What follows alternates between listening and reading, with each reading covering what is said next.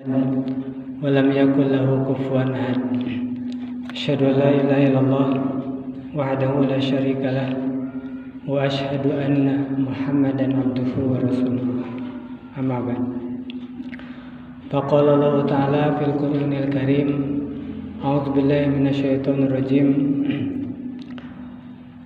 ومن يهاجر في سبيل الله يجد في الأرض مراغما كثيرا وسعة ومن يخرج من بيته مهاجرا ثم يدركه الموت فقد وقع أجره على الله وكان الله غفورا رحيما.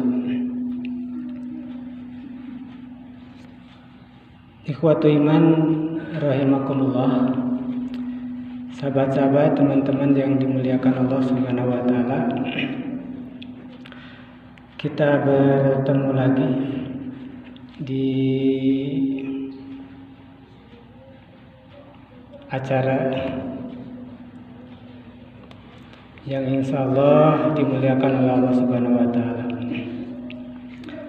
Di malam hari ini Abi hendak mengingatkan kembali, termasuk juga sedikit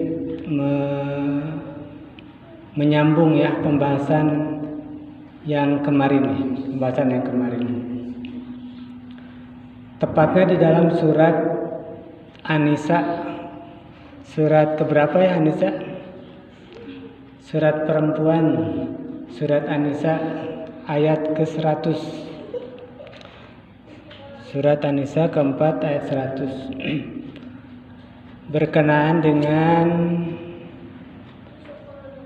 hijrah. Wa may yuhajir fi sabilillah, siapa yang berhijrah di jalan Allah. Ayat ini lebih berkenaan dengan hijrah meninggalkan tempat yang penuh dengan kemusyrikan, penuh dengan kekufuran, penuh dengan ancaman gitulah. Kan dulu di sini mungkin ada yang pernah dengar hijrah Rasulullah ya, dari mana? Dari Mekah ke Madinah. Kenapa enggak diam saja? Kenapa enggak menetap aja, capek-capek hijrah gitu ya? Kan hijrahnya jauh. Itu sampai kurang lebih berapa? 400-500 km ya, jauh. Karena memang tekanan, ancaman. Ini kemarin sudah dibahas. Kadang orang-orang yang baik, orang-orang yang soleh mendapatkan perlakuan yang buruk ya. Nah ini sudah sunatullah, ujian. Kemarin kan gitu ya, ujian. Anggap biasa saja. Kita ikuti saja alurnya Allah seperti apa gitu ya. Maunya Allah seperti apa? Kan hijrah itu keinginan Rasul atau perintah Allah? Perintah Allah ya. Kan makanya Rasul kalau dari Mekah ke Madinah menghindari ancaman ya. Berarti siunan ya. Penakut enggak? Penakut. Nah, jadi kadang ujian itu berupa ancaman. Kemudian bagaimana menghadapinya gitulah. Bagaimana cara menghadapinya?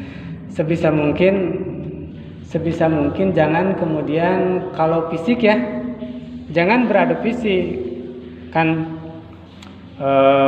kalau di dalam Islam itu yang kuat itu yang ototnya besar, urat kawat, leher beton, yang bisa mengangkat beberapa ratus kilo. Atau yang kuat seperti apa? Ada yang pernah dengar hadis Nabi? Ada yang pernah dengar? Atau yang kuat itu yang bisa menahan diri, menahan hawa nafsu, sehingga kemudian amarahnya itu ditahan. Yang mana? Pernah dengar? Atau yang kemudian dia itu jago kungfu, jago silat. Ini macam-macam, gue tendang lah. Yang gitu. Kalau di dalam Islam seperti apa? Yang bisa mengendalikan hawa nafsu ya. Itu yang kuat. Itu yang kuat. Jangan kemudian mentang-mentang saya sudah belajar sabuk karate, saya sudah sabuk apa? Sudah sabuk hitam gitu ya. Tapi justru tidak begitu dalam Islam. Di dalam Islam tidak begitu. Meskipun nanti dibolehkan ya ketika kemudian diserang, dibombardir, kemudian kita dibolehkan melawan takdir itu dengan mempertahankan ya. Kemudian itu dibolehkan, namanya jihad, gitu ya? Namanya jihad. Nah, ternyata ujian di dunia ini memang kemarin itu tempatnya masalah ya. Tempatnya masalah, tempatnya ujian. Jadi orang yang diam ya, saya mah nggak mau ribut, nggak ingin cari masalah, diam aja. Kira-kira dia akan dapat masalah nggak?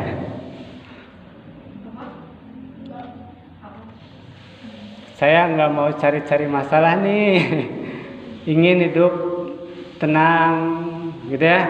Kemudian diam di rumah, diam di kamar. Kira-kira orang itu nggak akan dapat masalah atau akan dapat masalah? Dia nggak akan dapat masalah misalkan dari orang lain, tapi dia akan dapat masalah bisa dari orang tua, bisa dari dirinya. Kan kalau diam tidak digerakkan, kira-kira tubuh ini bagaimana? Tubuh ini akan semakin kemudian memburuk. Nih, kalau kemudian kita tidak menggerakkannya, jadi si massa otot kita itu akan melemah. Kalian tahu kuda? Ya tahu. Ada yang bilang enggak kuda. Maksudnya kuda yang dipakai Rasulullah. Sudah pada tahu ya? Kenapa tubuhnya kuat? Kenapa ototnya kuat? Kenapa? Karena sering dipakai ya, sehingga kuda ini dijadikan untuk apa tuh, ditunggangi ya, dipakai untuk berperang sebagainya.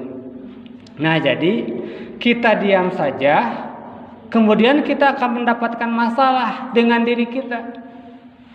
Apakah tiba-tiba yang asalnya sehat itu kemudian dia berpenyakit aneh? Ada ya, ada yang dia itu sering olahraga, tapi kemudian tiba-tiba terasa sakit sedikit di lututnya. Setiap kemudian bertambah minggu, bulan, ternyata sakitnya nggak hilang-hilang, sampai kemudian membesar. Setelah diperiksakan ternyata kena cancer, kena tumor ya. Padahal coba dia nggak mencari masalah penyakit, nggak pernah mencari masalah dengan penyakit yang macam-macam, malahan suka olahraga. Ada yang tiba-tiba sakit gigi. Ada yang tiba-tiba sakit gigi, dikorek-korek, bukannya sembuh, ngagungan. Ada ya? Kemudian semakin membesar, dia kena tumor, kena kanker juga. Tiba-tiba ada di sininya seperti bentol biasa. Kita kan tidak tahu. Ini akan menjadi masalah nggak bagi dia? Akan jadi masalah? Akan jadi masalah. Dia harus datang ke dokter kan. Belum juga bagaimana ini dengan penyakit ini saya akan mati. Bahkan takut. Kumaha maut. Apa nu teu damang oge seueur maut. Jadi orang yang sakit banyak khawatir karena takut mati. Bukankah banyak yang sehat mati juga ya? Mati juga. Ternyata dunia ini memang tempatnya masalah. Tidak dicari pun datang sendiri. Kalau dia datang ke dokter berarti harus mengeluarkan uang ya. Kalau kemudian sakitnya itu sakitnya bertahun-tahun berarti membutuhkan uang yang banyak, kesabaran yang penuh. Nah bagi kita ya di dalam Islam nggak perlu terlalu takut dengan penyakit, karena mati mah tidak ada kaitan.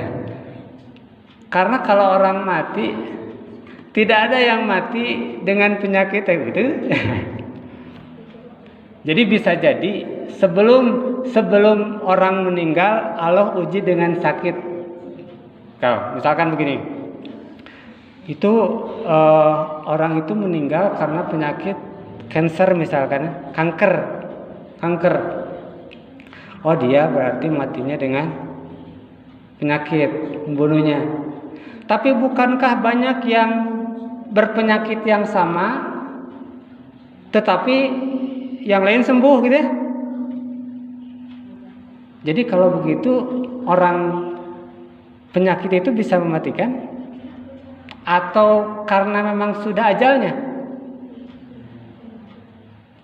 Ada yang sakit parah, koma ya, sampai koma. Itu sampai ada yang koma, yang di Arab itu apa tuh? Sampai berapa? 20 tahun ya? Yang koma, pernah dengar? Lihat? Nggak mati-mati.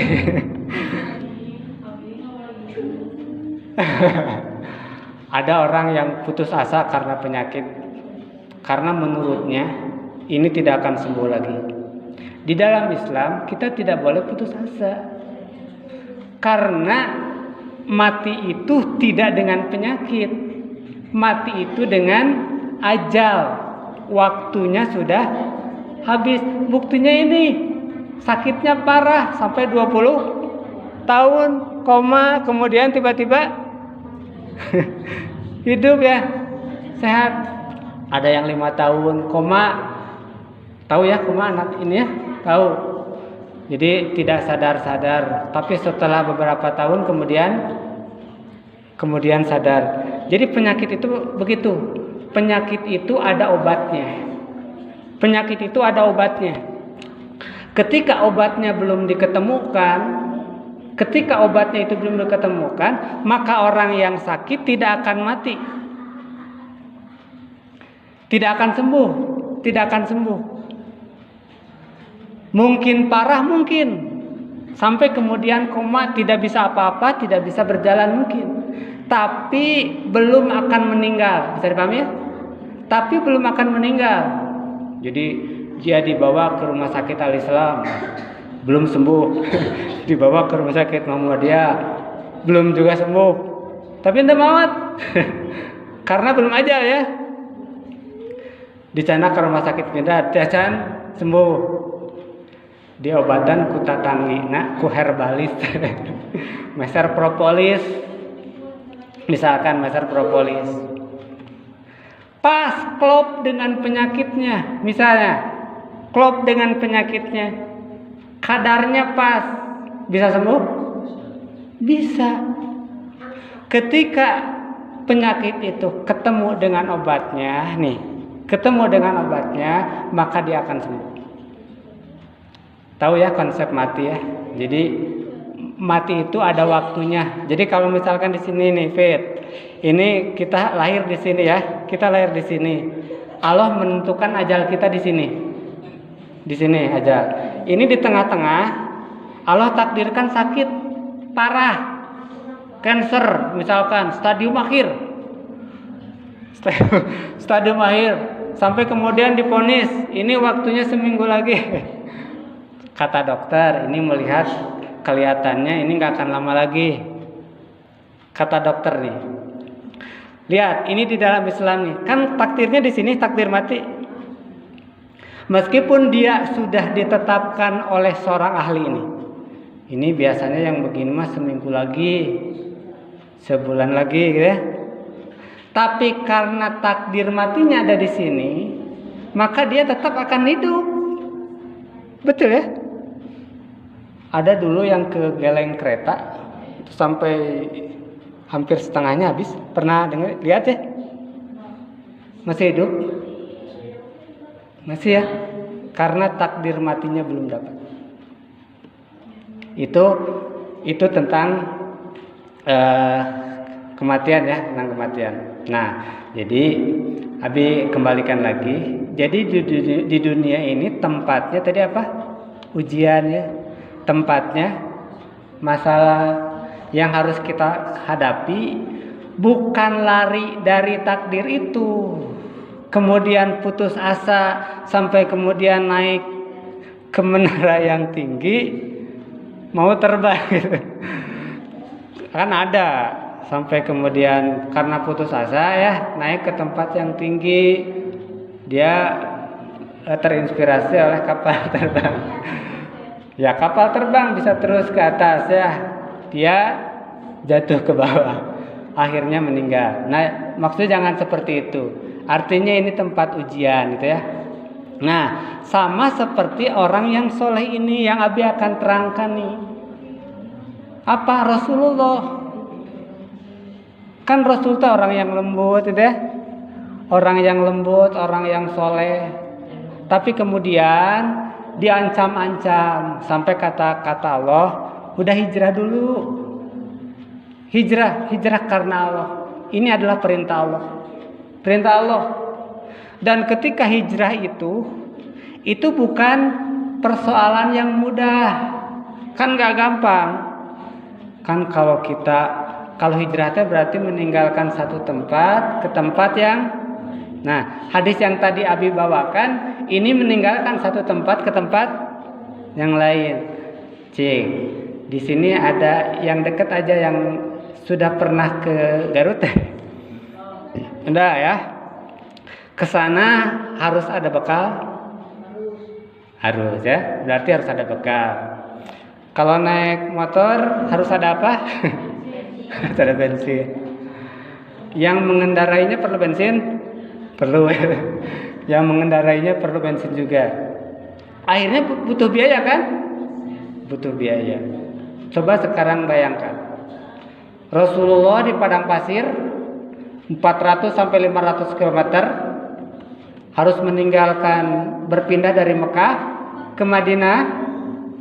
Berarti fisik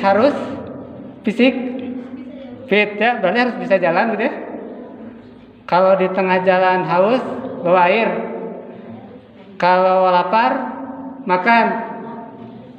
Berarti hijrah bukan urusan yang mudah ya. Bagaimana kalau ada badai?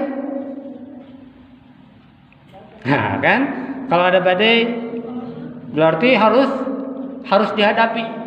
Nah, di sini sampai kemudian terjadi ada diolok-olok. Bagaimana kalau meninggal? Nah nanti ayat ini mengajarkan kepada kita nih, menerangkan. Jadi Abi kasih contoh juga.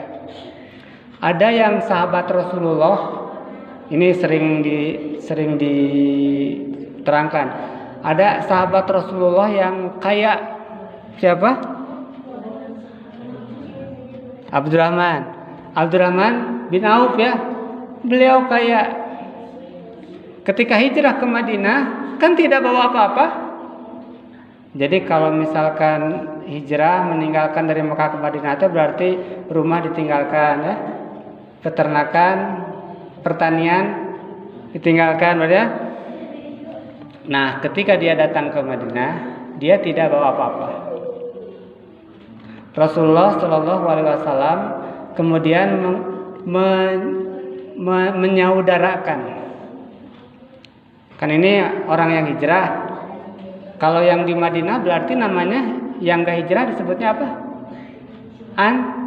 Ansor ya, Ansor. Nah, dipersaudarakan sampai ada yang dengan sahabat Abdurrahman bin Auf, siapa yang disaudarakan teh? Sa'ad ya, Sa'ad.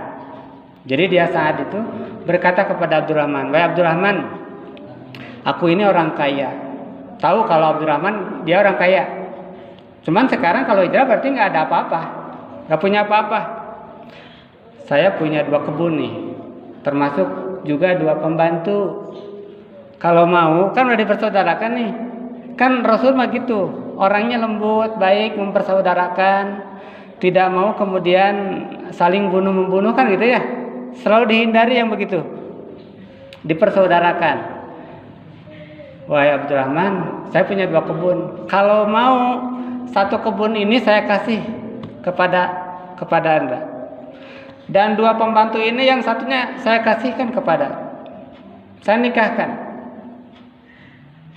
Abdurrahman bin Auf karena mungkin jiwanya jiwa bisnis ya, jiwanya jiwa pedagang. Enggak, terima kasih.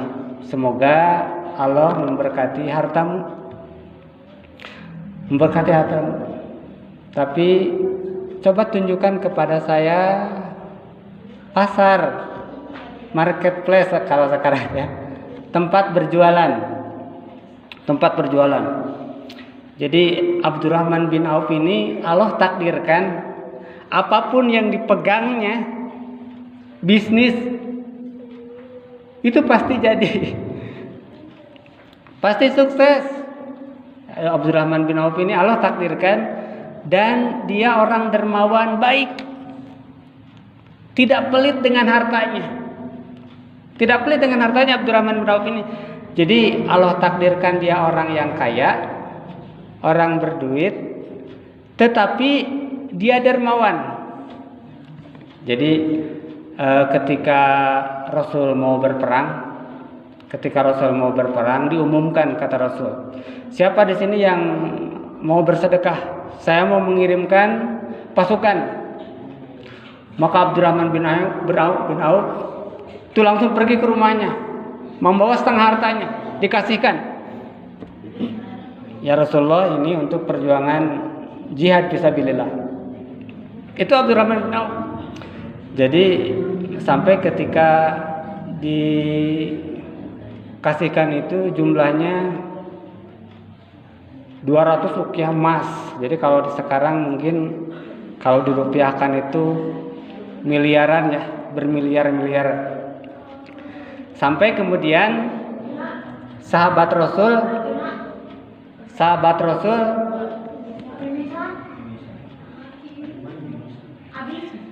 jangan ya. Jadi kata sahabat Rasul, ini sepertinya Abdurrahman ini berdosa. Dia memberikan hartanya yang sangat banyak untuk perjuangan Islam, tetapi untuk keluarganya ditinggalkan. Nah, kata Rasul kemudian berkata kepada Abdurrahman, tidak, aku meninggalkan juga untuk keluargaku yang lebih baik. Nah, sampai Abdurrahman ini pernah mendengar kan bisnisnya terus berkembang nih, sampai 700 ekor unta. Itu di sana banyak perdagangan, sandang, pangan, kebutuhan pokok masyarakat Madinah. Jadi ketika datang ke Madinah, itu kan 700 ekor unta nih, beserta makanan-makanan. Maka kemudian Aisyah itu heran, ini ada suara apa? Kata sahabat yang lain, ini suara untanya Abdurrahman bin Auf, 700 ekor unta. Jadi kata Aisyah siapa? Istri Rasul. Semoga Allah merahmati, memberkahi Abdurrahman bin Auf ini, hartanya kan gitu. Dan kata Rasul, Abdurrahman ini akan masuk ke surga. Dalam keterangan yang lain katanya sambil merangkak gitu ya, karena saking banyaknya. Kemudian Abdurrahman menyusul kepada Aisyah nih. Wahai ibu, karena kalau Aisyah itu ummahatul mukminin, betulkah engkau mendengar dari Rasulullah bahwa saya akan masuk ke surga? Maka kata Aisyah itu, betul, saya mendengarnya. Tapi aku berharap nanti ketika aku masuk ke surga, aku tidak mau merangkak, pingin berjalan, pingin sambil lari lah. Dan karena itu maka yang 700 ekor unta ini beserta barang dagangannya nih, kebutuhan masyarakat Madinah, aku infakkan, aku berikan untuk jihad fisabilillah. Kira-kira begini, ada yang punya uang banyak kemudian diinfakkan, disodakohkan untuk jihad fisabilillah, kira-kira kemana? Aduh, capek-capek udah berjuang, udah berdagang, habis dong. Tapi sebetulnya begini, konsep di dalam Islam itu kan ada wakaf ya. Wakaf itu misalkan saya punya 1 miliar nih, saya wakafkan ini untuk kepentingan kaum muslimin. Tapi setengah hasilnya, misalkan 50%-nya itu untuk keluarga saya, untuk keturunan saya, agar kemudian mereka tidak minta-minta. Wakaf itu boleh, ya, wakaf itu boleh. Ini kembali lagi nih, Abdurrahman bin Auf. Jadi perjuangannya susah dulu ya, susah tadi. Kemudian Allah jadikan menjadi orang kaya tapi dermawan. Nah, Abdurrahman pernah begini mendengar Rasul. Kan Rasul berdoa, ya Allah, hidupkan saya dalam keadaan miskin, matikan juga dalam miskin, kemudian kumpulkan beserta orang-orang miskin. Ya maksudnya kan kalau banyak harta berarti hisabnya lama tuh. Kan kalau kita ke Indomaret, ke Alfamart, kalau banyak yang dibeli berarti pas di kasir lama ya, karena harus diaudit dulu, harus dihitung dulu. Nah, jadi Abdurrahman bin Auf ini merenung, berpikir, saya ingin beserta dengan Rasulullah nanti kalau di surga itu, termasuk dengan orang-orang yang miskin kan gitu ya. Tapi nanti diterangkan ini maksudnya kemana. Nah, sampai kemudian seolah-olah Abdurrahman bin Auf ini tidak ingin kaya karena takut nanti hisabnya berat, lama gitu ya. Kan pas ketika pada perang Tabuk, ketika kemudian pulang, itu kurma-kurma orang Madinah, kurma-kurma orang Madinah itu semuanya membusuk. Maka Abdurrahman bin Auf ini tadi kan kaya nih, karena dia ingin miskin. Aneh ya, kan kalau kita mah ingin jadi sultan, ya mudah-mudahan jadi sultan seperti Abdurrahman bin Auf tapi dermawan ya. Maka kurma-kurma yang buruk dibeli oleh Abdurrahman bin Auf. Habis uangnya. Karena dia berkeinginan nih tidak menjadi orang yang kaya. Tapi coba apa? Allah takdirkan lain. Nasib Abdurrahman bin Auf ini mujur. Jadi nasib Abdurrahman bin Auf ini emang kaya. Ditakdirkan di Yaman ya. Di Yaman itu terkena wabah penyakit yang ganas. Kata dokter, salah satu obatnya yang bagus adalah kurma busuk. Sehingga diutuslah seorang utusan ke Madinah untuk menemui Abdurrahman bin Auf, karena katanya Abdurrahman bin Auf ini memborong kurma yang sudah busuk tadi. Tadi nama hoyong miskin terjadi. Tadinya pingin ya nggak kaya gitulah, maksudnya gitu ya, nggak terlalu kaya lah, nggak terlalu kaya. Tapi kemudian kurma busuk ini berapa dihargainya? 10 kali lipat. Coba bayangkan, dihargai 10 kali lipat. Yang tadinya nggak mau terlalu kaya, berarti sekarang menjadi kaya banget. Jadi kaya banget. Memang Abdurrahman bin Auf ini ya nasibnya seperti itu ya. Selain pekerja keras, tapi kemudian memang nasibnya itu luar biasa ya.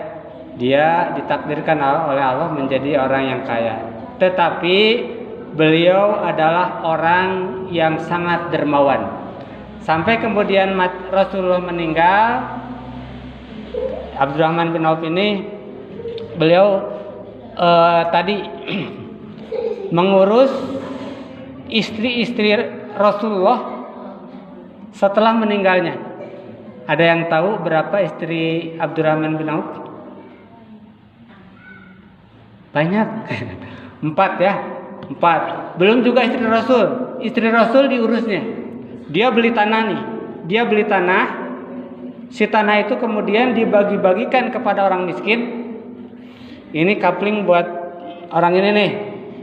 Orang yang miskin ini. Termasuk kepada istri Nabi.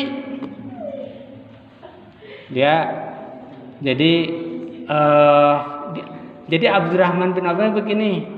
Dia berpikirnya, jadi kan kalau kita kaya nih, ditakdirkan ya menjadi sultan, amin ya, cuman dermawan. Kalau kita ingin membawa harta kita nih, berarti harus dititipkan harta itu, sehingga kita akan bertemu dengan harta itu. Ketika bentuknya sedekah, perbuatan baik, ya, perbuatan baik. Nah, coba sekarang lihat lagi. Tadi barang siapa yang hijrah di jalan Allah, ya, maka dia akan mendapatkan tempat hijrah yang luas, termasuk ketenangan. Jadi ketika diperintahkan hijrah, kan orang berpikir-pikir ya, berarti harus berkeringat, tadi uang ditinggalkan. Tapi ternyata Allah memberikan dorongan nih, kalau kamu hijrah pasti kamu akan mendapatkan sesuatu yang lebih, termasuk ketenangan, termasuk kelebihan nantinya itu kelebihan harta. Nah, di antara buktinya ini Abdurrahman bin Auf. Kan Abdurrahman bin Auf termasuk orang yang hijrah ya ke Habasyah. Termasuk juga ada sahabat Rasulullah, saudaranya Ja'far bin Abu Thalib. Itu Ja'far bin Abu Thalib, dia masuk Islam. Kan kalau Abu Thalib Muslim enggak ya, tapi anak-anaknya itu, jadi ketika masa paceklik kemarau, jadi Abu Thalib termasuk punya keturunan banyak. Maka salah satu beberapa anaknya itu ada yang bersama paman yang lainnya Abbas, ada yang berserta dengan Rasulullah SAW. Dan di antaranya Ja'far bin Abu Thalib. Dia pun hijrah karena dia mendapatkan ancaman untuk mendapatkan ketenangan, pergi ke Habsyi. Ada yang pernah dengar Raja Najasyi? Ada yang pernah ke Habasyah? Dia orang yang adil. Jadi kan ketika di Mekah itu, kalau dia beribadah, dia pasti akan diancam sampai kemudian dibunuh gitu ya. Kan Rasul juga begitu, diancam sampai dibunuh. Sampai kemudian hijrah. Nah, Ja'far ini termasuk yang hijrah meninggalkan kota Mekah ini. Nah, dia mendapatkan ketenangan, bebas. Ketika beribadah itu tenang, nggak ada yang ancam-ancam. Karena di tempat Raja Najasyi ini dia orangnya adil. Sampai kemudian orang-orang Quraisy itu mendengar ini orang Muslim ini dia hidup tenang di Habasyah ya. Ini hidup tenang. Dia ingin mengganggu, ingin mengembalikan Ja'far ini, kaum muslimin yang hijrah nih. Ya kalau kemudian tidak kembali atau dibunuh gitu ya. Atau tidak dibunuh. Cuman Allah takdirkan raja ini adil sekali. Adil sekali. Jadi ketika ada utusan orang Quraisy datang ke Raja Najasyi ini, dia berkata, wahai Tuan, beberapa hari yang lalu itu ada orang-orang yang datang ke sini, orang-orang bodoh di antara kaum kami. Ya kalau boleh serahkan kepada kami untuk kemudian dibawa pulang atau rencananya mau dibunuh gitu ya. Kemudian dikumpulkanlah oleh Raja Najasyi ini. Jadi dipanggillah, dan yang menjadi perwakilan yang bicara itu adalah Ja'far bin Abi Thalib. Lihat, ini orangnya sudah berbuat baik, sudah soleh, kemudian masih diancam ya. Dia ketika dihadapkan ke hadapan raja, kemudian pemuka-pemuka agama. Jadi pemuka-pemuka agama ini itu sudah disogok dengan apa? Ya rata-rata dengan fulus ya, karena tidak ada fulus mampus. Kalau ada fulus lulus. Nah, pemuka agama ini itu disogok untuk kemudian mendukung utusan orang Quraisy ini ya, untuk membenarkan nih.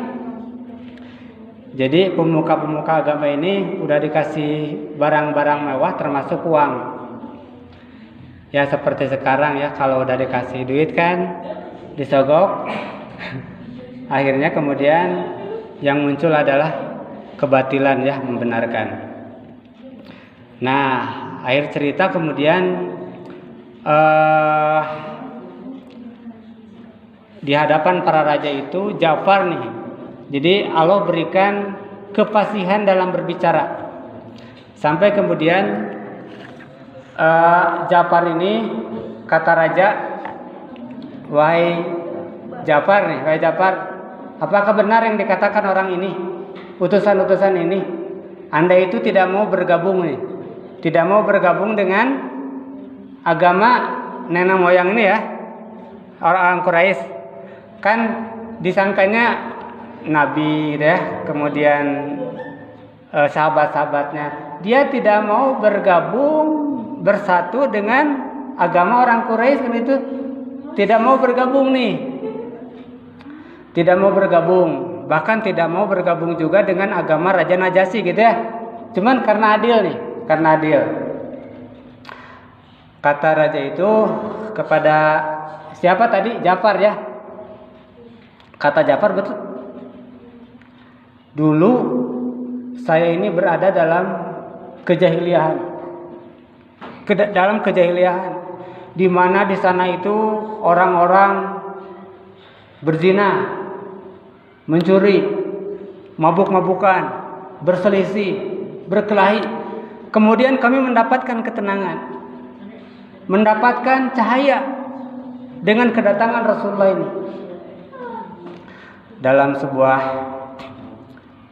keterangan, jadi Ja'far ini kemudian diminta oleh raja itu, coba apa yang dibawa oleh nabi kalian itu? Apa yang dibawa oleh nabi kalian itu? Tolong bacakan ayat. Salah satu yang dibaca itu surat Maryam. Surat Maryam itu surat ke-19 ya. Ada yang apa? Kaf ha ya ain sad dzikru rahmati rabbika abdahu Zakaria idna darabbahu nidaan khafiyya gitu. Nanti silakan dibaca. Jadi si raja ini kemudian pada menangis. Yang hadir pada waktu pada menangis. Kok ini yang dibacakan ini aneh. Yang dibacakan ini tidak biasa. Yang dibacakan ini pasti ini sesuatu yang luar biasa. Dan Raja Najasyi itu termasuk yang tahu ya, ajaran yang dibawa Nabi Muhammad itu tidak akan berbeda dengan yang dibawa oleh Nabi Isa alaihissalam. Yang dibawa oleh Nabi Isa alaihissalam. Nah, akhirnya si raja itu luluh nih. Tadi sampai kemudian menangis. Kan tadi disuruh diserahkan nih sahabat-sahabat Nabi Ja'far. Jadi kata raja itu, iya, sekarang bawa harta-harta, barang-barang yang mewah ini, pergi ke tempat kalian. Saya tidak akan menyerahkan orang ini. Saya akan melindunginya. Jadi Raja Najasyi ini raja yang adil ya. Raja yang adil dan dia termasuk yang melindungi sahabat-sahabat ini. Sahabat Rasul. Nah, ikhwatu iman, sahabat. Jadi perjuangan sahabat Nabi tadi salah satunya Abdurrahman, kemudian Ja'far. Ini kan tidak mudah ya. Tidak mudah ketika hijrah itu. Wa may yuhajir. Nah kata Allah, siapa yang kamu hijrah di jalan Allah, maka dia akan mendapatkan tempat yang luas, termasuk kelapangan, termasuk juga rizki. Tapi ada yang hijrah, boleh dibacakan yang selanjutnya. Wa may yakhruj min baitihi muhajiran. Ada yang berkeinginan hijrah, tapi sudah tua renta. Sudah tua renta. Jadi sudah tua renta. Ada sana? Sudah susah nih untuk berhijrah. Wa may yuhajir min baiti muhajiran ilallahi wa rasulihi summa yudrikhul maut. Kemudian belum sampai ke Madinah, belum sampai ke tempat hijrah, mati di tengah jalan. Bagaimana nasibnya? Faqad ajruhu 'alallah. Faqad waqa ajruhu 'alallah. Maka pahalanya sudah sampai kepada Allah. Jadi ada sahabat Nabi Domroh, dia sudah tua renta. Kemudian dia ingin hijrah, tahu jalannya. Cuman di tengah jalan dia meninggal. Kemudian dia meninggal, maka dia tetap dapat pahala ya. Nah, ini orang yang berniat hijrah. Ada yang pernah dengar ini? Seseorang yang membunuh sampai 99 orang, ada yang pernah? Ini hadisnya sahih ya. Hadisnya sahih. Jadi ada orang yang dia membunuh 99 orang. Berarti orang ini ganas ya. Ganas, bukan ganas sayur. Sadis orangnya. Sampai dia mau tobat. Udah bunuh 99 orang. Ya, kalau berarti masih hidup berarti ada kesempatan tobat ya. Kemudian dia mau tobat. Dia datangi orang yang suka beribadah. Ini ibadahnya khusyuk. Cuman gak ada ilmunya. Dia sering beribadah. Cuman ilmunya gak ada. Ketika dia datang, wahai Tuhan, saya itu sudah membunuh banyak orang. Sampai 99. Cuman sekarang saya mau tobat. Kira-kira kalau tobat diterima nggak? Kata orang yang suka beribadah ini, tapi dia tidak berilmu. Paling gimana jawabnya? Kamu sudah membunuh 99, jangankan 99, membunuh satu saja ke neraka gitu ya. Ini apalagi 99. Jadi orang yang suka beribadah ini ilmunya tidak ada, dia memberikan jawaban cuplas-ceplos. Memberikan jawaban seenaknya gitu ya. Kamu nggak mikir ini 99, 1, 2 saja kamu pasti ke neraka. Gitu ya. Nah, ini kan menyentuh hatinya nih. Ini kurang ajar. Ini orang yang suka ibadah ini kurang ajar. Sampai kemudian dia apa? Dibunuh. Orang yang suka ibadah ini dibunuh. Jadi dia ngasih jawabannya tidak pakai ilmu. Jadi ini perbedaan orang yang suka ibadah dengan orang yang berilmu nih. Di sini Allah mengajarkan melalui Rasulnya pentingnya ilmu. Maka orang yang tadi yang suka beribadah ini, cuman dia cuplas-ceplos memberikan jawabannya, maka dibunuhlah. Genaplah berapa? 100 orang ya. Genaplah 100 orang yang dibunuh ini. Karena dia mau tobat ya, dia mau tobat. Kemudian dia datangi ahli ilmu. Ahli ilmu. Wahai Tuhan, saya mau bertobat.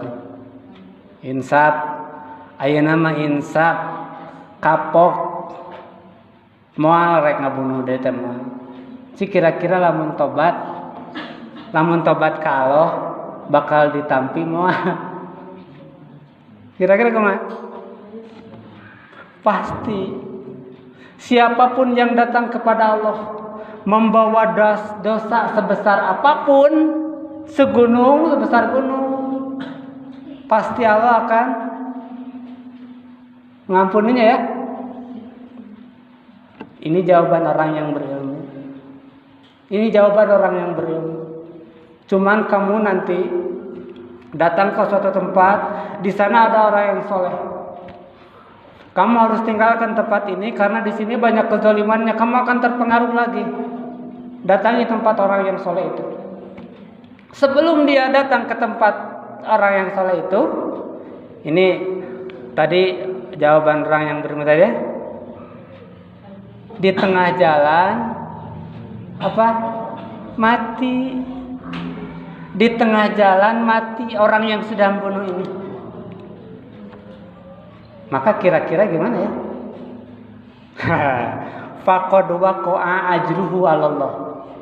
Kalau dalam riwayat-riwayat itu sampai kemudian malaikat rahmat dan malaikat azab ini kemudian saling berselisih.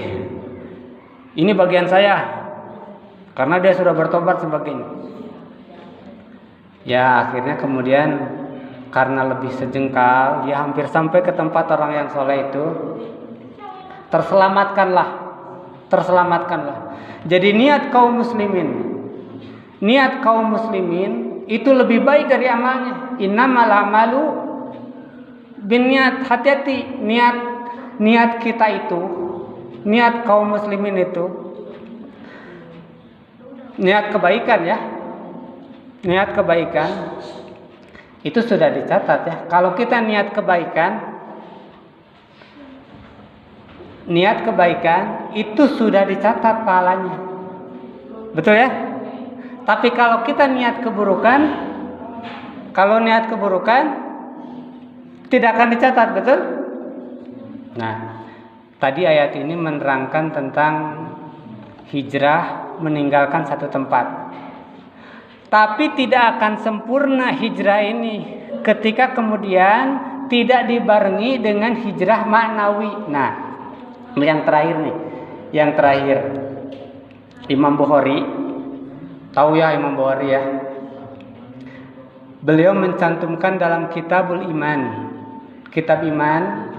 berkenaan dengan hadis Rasulullah SAW. al-muslimu man salimal muslimuna min lisanihi wa yadihi wal muhajiru man hajara ma nahallahu anhu. Jadi orang muslim itu, kalau kita ingin disebut seorang muslim, kata Rasul, man salimal muslimuna min lisanihi wa yadihi. Orang muslim yang lain itu selamat dari lidah dan tangannya. Jadi kata Rasul, orang muslim yang sejati itu orang muslim yang lain, dia selamat dari mulutnya dan tangannya. Kenapa Allah sebut melalui Rasulnya lisan dan tangannya? Karena lisan dan tangan ini banyak sekali dosanya. Dia tidak bertulang, tapi dosanya banyak sekali. Coba, dengan lisan orang bisa berbohong. Ari berbohong ku lisan ku kaki. Lisan. Dengan lisan juga orang bergibah, betul? Ya, mudah-mudahan kita terselamatkan dari gibah. Karena film-film anu rame tentang entertainment ya. Mudah-mudahan kita selamatkan. Kemudian bersaksi palsu. Dengan apa? Saya bersaksi bahwa ijazah ayah ijazah. Bahwa ijazah ijazah ayah saya, ijazah raja saya tidak palsu.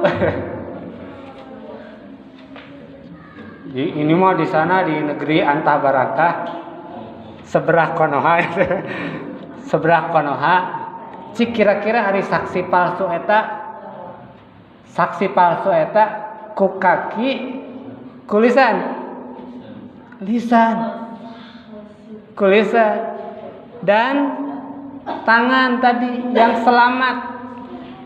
Nih, kenapa dengan lisan? Karena lisan ini ketika kemudian sakitnya itu di sini.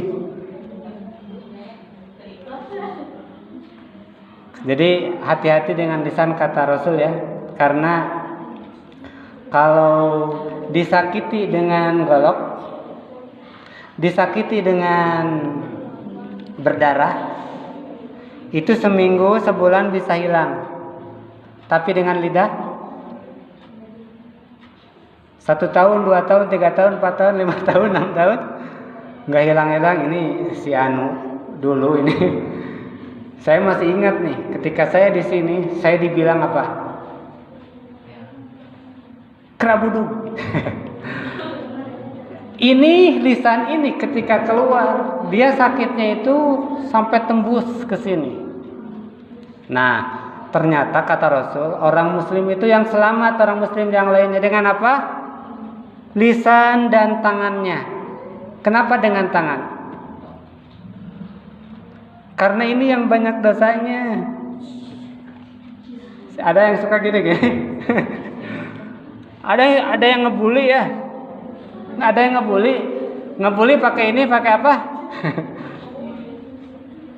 Kirim apa? Kirim pakai WA karena ingin ngebully nih. Ini dikirim ke gengnya ya, ke gamenya, ke geng, pakai grup satu suara kita bully orang ini, pakai WA, pakai Facebook. Ternyata betul ya, dengan tangan memukul dengan tangan. Jadi ternyata kata Rasul, dua ini, lisan dan tangan ini, itu banyak sekali dosa dan madaratnya bagi kaum muslimin. Nah, ini yang terakhir nih. Wal muhajiru man hajaro manahallahu anhu. Dan orang yang berhijrah itu adalah orang yang kemudian dia bisa meninggalkan apa yang dilarang oleh Allah, Maksudnya begini, sekarang kita sadar nih, tahun-tahun kemarin mulut kita itu tidak terkontrol, tangan tidak terkontrol. Ini belajar seenaknya saja, sehingga waktu terbuang. Padahal kalian ini disebutnya golden age. Tahu golden age? Usia emas ya. Jadi kalian ini seolah-olah kalau masalah nggak terlalu banyak, karena Abi nggak yakin semuanya di sini nggak punya masalah. Cung yang nggak punya masalah. Sip. Saya nggak punya satu masalah. Jadi pasti punya masalah ya. Pasti punya masalah. Masalah ya,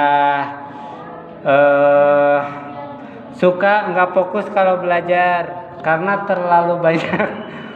Misalkan bukan nggak boleh boleh bermain untuk menghilangkan stres, boleh refreshing. Cuman Abi ingin ngasih tahu gini. Ini usianya usia golden age, usia emas. Kalau belajar, ya kita masalah itu enggak terlalu banyak. Jadi bisa fokus nih. Nah, salah satunya orang yang kemudian berhasil ya. Jadi di antara hijrahnya kita menyedikitkan waktu yang tidak bermanfaat untuk kepada waktu-waktu yang lebih bermanfaat, yang diridhoi oleh Allah. Untuk siapa? Untuk kemajuan kita. Kalian tahu orang-orang yang sekarang kalau yang berhasil dari teknologi banyak, seperti katakanlah Bill Gates gitu ya, terinspirasi dari segi teknologinya. Itu ahli apa? Teknologi lah gitu ya. Kira-kira dia itu sampai kemudian menjadi ahli itu banyak membuang waktunya, atau dia kemudian fokus sampai kemudian bisa menjadi ahli? Ada fokus ya, ada fokus. Ada yang tahu siapa yang sangat berotot, sangat kuat? Siapa yang tahu? Yang dikenal aja siapa? Misalkan Aderai, katanya Aderai. Itu sampai tubuhnya terbentuk.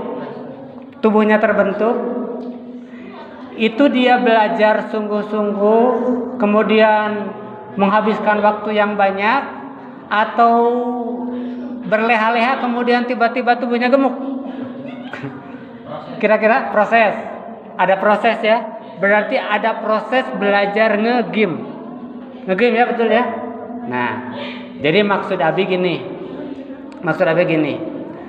Kalau kalian ingin menjadi orang-orang yang kemudian ahli di bidangnya, Abi tidak fokus ke satu bidang. Mau bidang pertanian, peternakan, ahli investasi, manajemen, sehingga menjadi orang-orang yang besar ya, atlet-atlet yang sukses. Nah, itu membutuhkan ribuan waktu ya, ribuan kali waktu. Jadi hijrahnya ya bagi kita nih seorang pelajar ya, kemudian mengoptimalkan waktu-waktu yang baik ya, yang diridhai oleh Allah.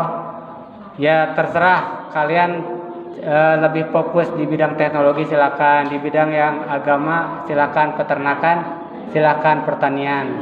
Cuman jangan kemudian bermaksiat kepada Allah, jangan melanggar ya, sehingga hijrahnya seperti yang diinginkan oleh Rasul, yaitu hijrah meninggalkan apa yang dilarangnya. Ikhwatul iman rahimakumullah, itu saja